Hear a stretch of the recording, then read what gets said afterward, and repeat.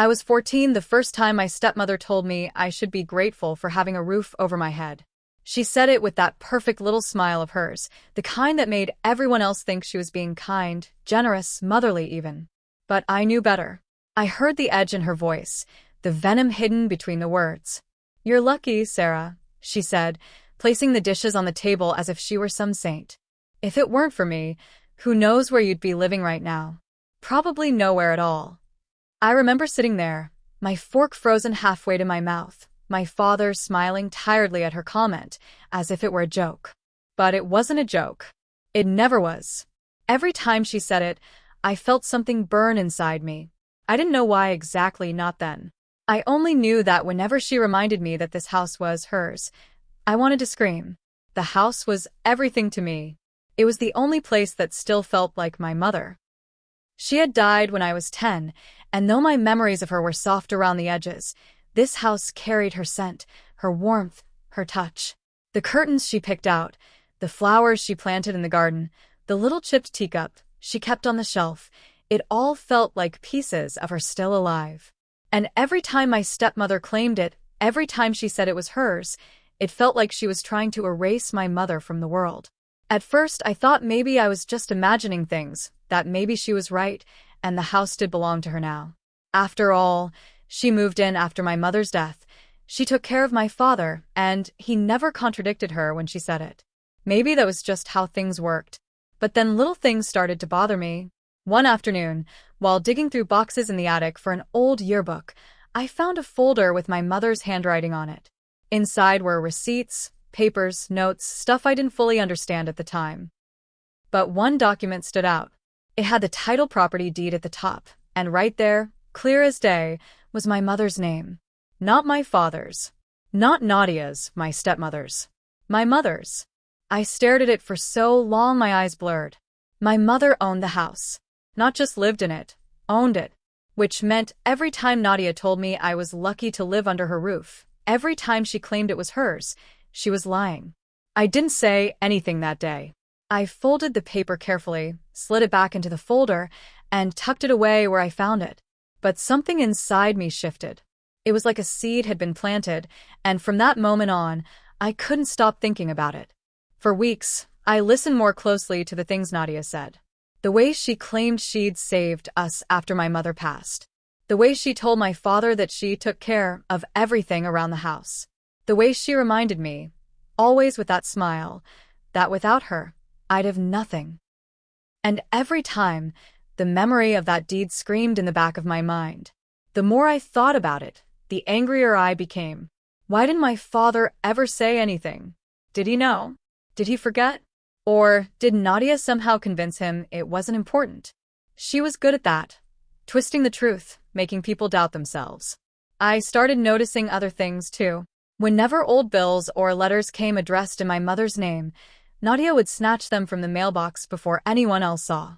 Sometimes I'd catch her burning papers in the fireplace, her face calm, almost serene, as if erasing the past was just part of her daily routine. That's when I began keeping my own records.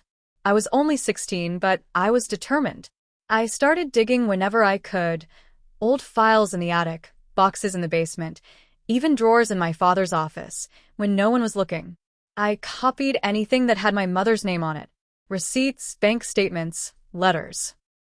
I bought a cheap binder from the store and hid it under a loose floorboard in my room. It felt dangerous, like I was doing something forbidden, but also empowering. For the first time, I wasn't just swallowing her lies.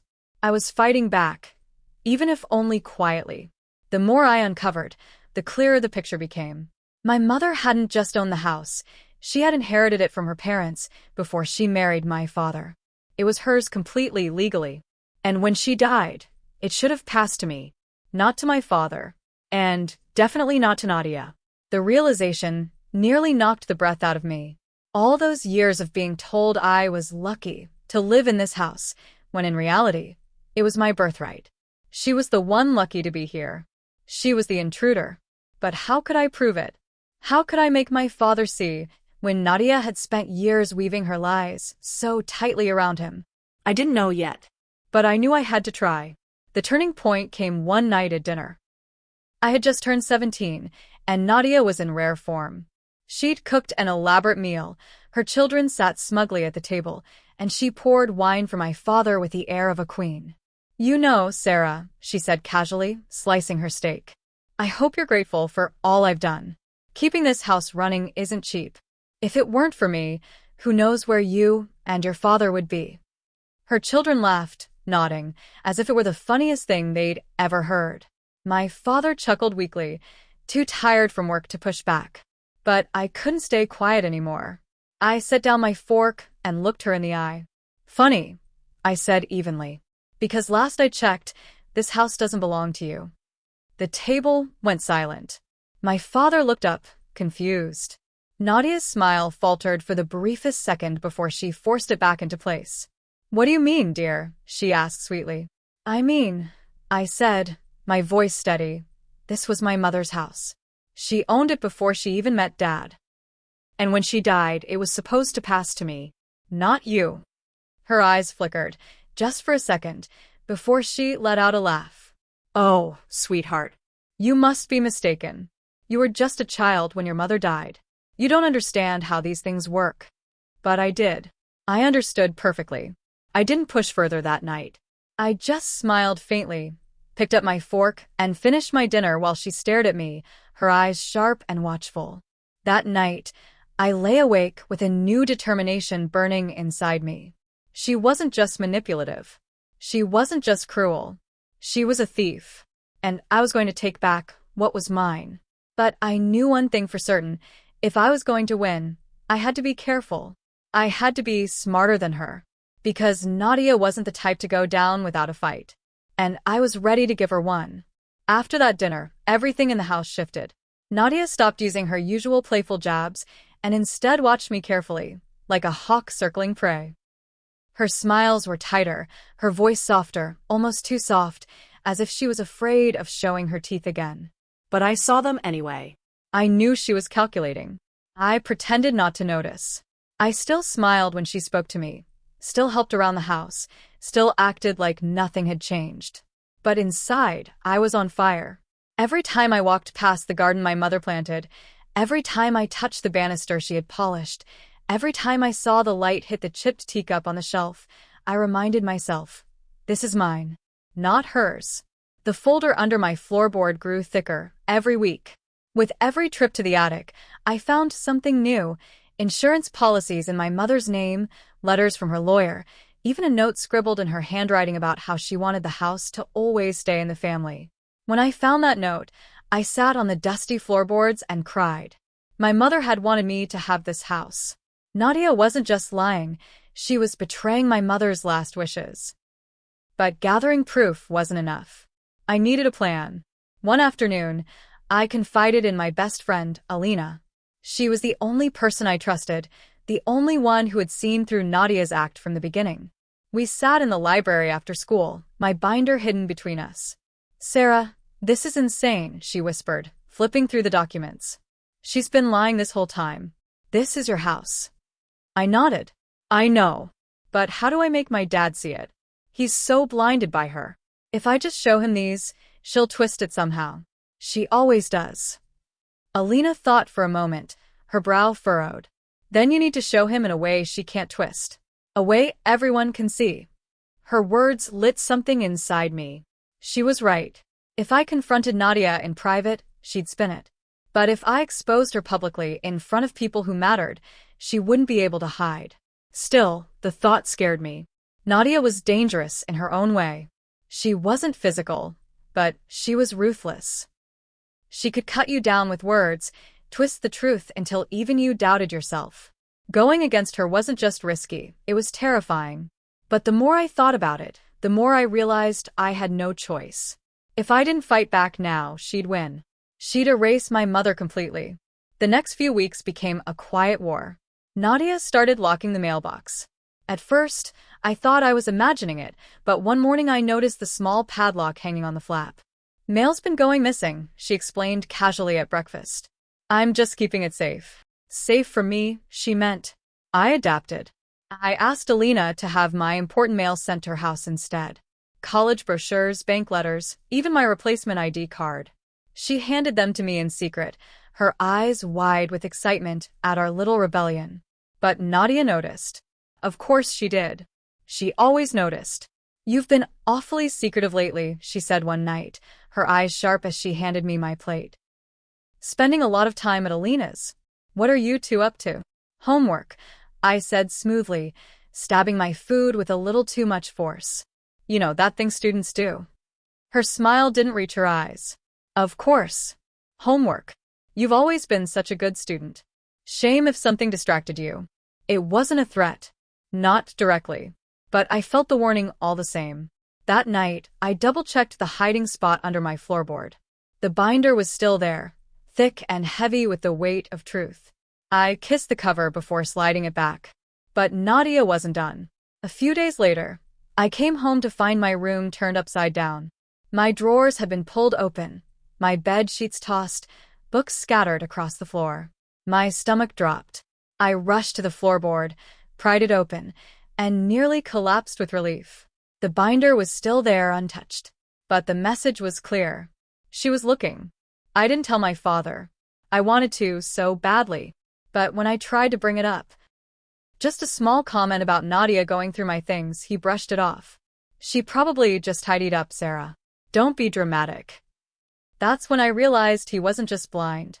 He was willfully blind. It was easier for him to believe Nadia's lies than to face the truth. So, I stopped trying to convince him. I stopped trying to explain. Instead, I poured all my energy into building my case. One night, while helping my dad sort through old tax records in his office, I found another gem. A letter from my mother's lawyer, dated just weeks before she died. It outlined her will. And right there in black ink it said, "I leave the family home at 48, Cedar Lane to my daughter, Sarah." My hands shook as I read it. This was it. The smoking gun. The one piece Nadia couldn't argue with. I slipped the letter into my pocket when Dad wasn't looking, my heart racing. That night, I slid it into the binder, sealing it like a treasure. But now I had a new problem. How do I reveal it? How do I make sure Nadia can't twist it or destroy it before the truth is out? The answer came unexpectedly. Our school was hosting a community night, a big event where students presented projects, families attended, and even local officials showed up. My father was planning to go. Nadia, of course, insisted on attending too. She loved events where she could parade around like the perfect wife and stepmother. And that's when the idea hit me. What if I revealed it there? In front of everyone? My father, the neighbors, the teachers, the whole community. Nadia thrived on appearances, so what better place to shatter her mask than in front of the very people she wanted to impress? It was risky. It was bold. But it was the only way. The days leading up to the event felt like walking a tightrope. Nadia grew more suspicious by the day, hovering whenever I packed my school bag, peeking into my room when she thought I wasn't looking. I guarded the binder like my life depended on it. I even made copies of the most important documents, hiding one set at Alina's house just in case. Finally, the night arrived.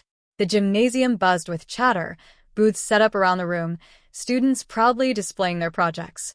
I presented mine, a boring science display about ecosystems, while my father beamed and Nadia smiled that plastic smile, complimenting teachers and shaking hands like she was running for office. My moment came when the principal invited a few students to share their reflections on family and community. I had volunteered earlier, knowing this was my chance. As I stepped onto the stage, the microphone in my hand, I glanced at Nadia in the crowd. She was smiling, confident, certain that she still had control. But tonight, that was going to change. I took a deep breath and began. Family means many things to different people. To some, it's about love. To others, it's about loyalty. But to me, it's about truth. And sometimes, the truth isn't what it seems. The room quieted. Nadia's smile faltered, just slightly. I continued.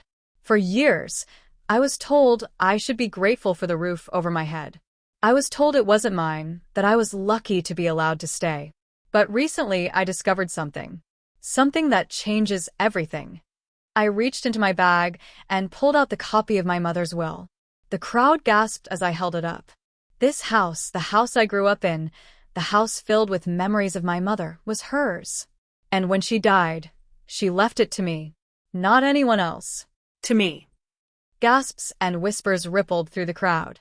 My father's eyes widened, his face pale. Nadia froze in her seat, her smile collapsing completely. And for the first time, everyone saw her mask for what it was. For a moment, the room was frozen. My words hung in the air like thunder, rolling through the silence. I could see my father's face shifting, confusion, disbelief, and then something else, something dawning. And then my eyes found Nadia. Her smile had finally vanished. She sat stiffly in her chair, her hands clasped so tightly in her lap that her knuckles had turned white. Her children looked around nervously, whispering, their eyes darting from me to her, as if they'd just realized the script they'd been fed was a lie. I held the will high so everyone could see. My voice didn't tremble, though my heart was racing. This isn't just a piece of paper. This is proof. Proof that my mother wanted her home to remain mine. And yet, for years, I've been told I was lucky to even live there. I was lied to.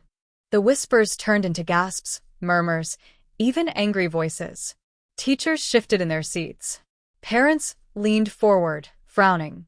My father's jaw clenched as he reached out, his voice shaking. Sarah, let me see that. I stepped down from the stage, handing him the copy. He scanned it, his hands trembling, his face draining of color. And then, slowly, he turned toward Nadia. Nadia, he said, his voice low but sharp. Did you know about this? Her mask cracked right there in front of everyone. She opened her mouth, but no words came. Finally, she stammered. It's not what it looks like. She doesn't understand. She's twisting it. But my father wasn't listening to her anymore. His eyes were locked on the paper, on my mother's handwriting, on the undeniable truth staring back at him. The principal stepped forward awkwardly, clearing his throat, trying to move the event along. But the damage was already done. Everyone had seen it. Everyone had heard it. And there was no taking it back. Nadia sat rigid, her lips pressed together, her face pale. For once, she had no performance to offer, no sweet words to hide behind. The mask she wore so carefully had shattered, and all that was left was the ugly truth. After the program ended, my father pulled me aside. His eyes were wet, his voice breaking.